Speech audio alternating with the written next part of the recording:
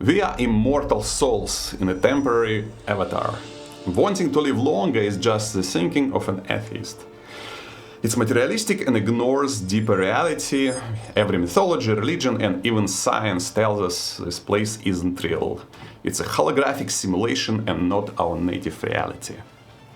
This comment got me thinking. Do we indeed live in a simulation like a Matrix, or maybe like a computer game, some Grand Theft Auto GTA version 42? Well, that's not what we ask today. Though I have to admit, it's quite an interesting philosophical question. Some believe that we do. You're in the simulation on the computer.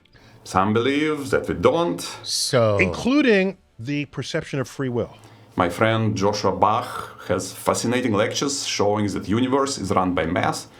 And I kind of agree, but what's your take? Because as most philosophical questions of this nature, it's not really about the answer. It's about conversation and self-discovery in the process, not the destination, but the journey, so to speak.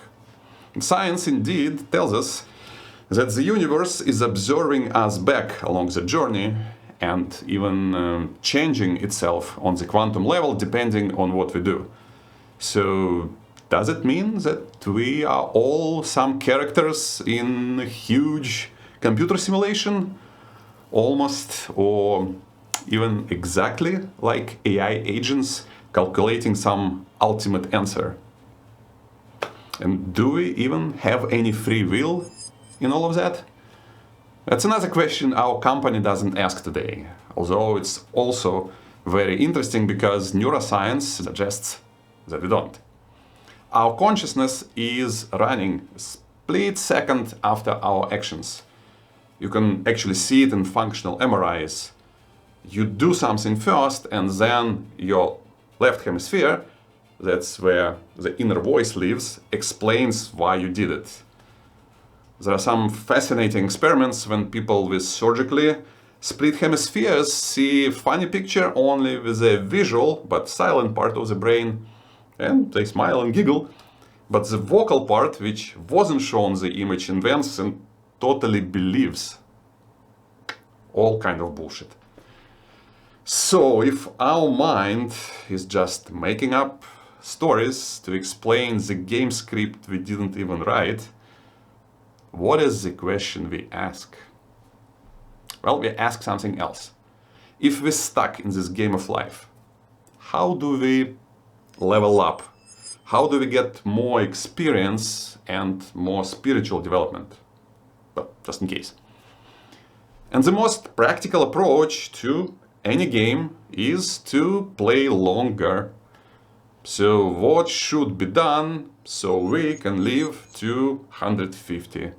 Not forever, which might disappoint some of you from transhumanism camp.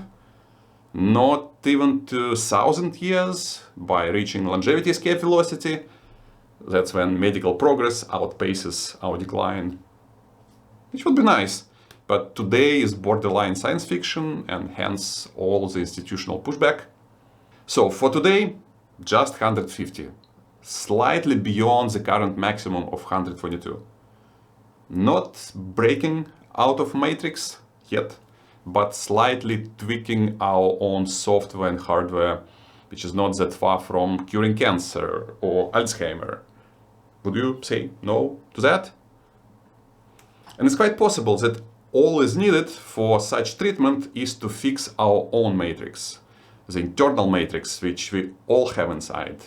That's what's called extracellular matrix, the framework which holds together all the cells in your body, like wooden frames holding the house together and defining which room goes where. In the same way, our own matrix helps to decide which cell becomes the brain, which cell becomes the heart.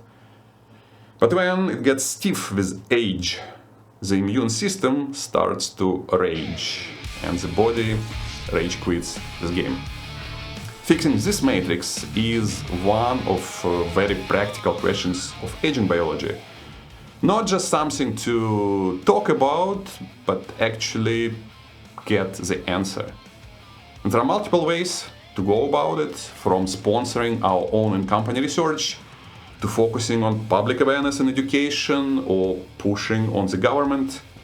Living a smart aging is a bug in the code, and check how to go about fixing it here. That's the only practical way we can live to 150.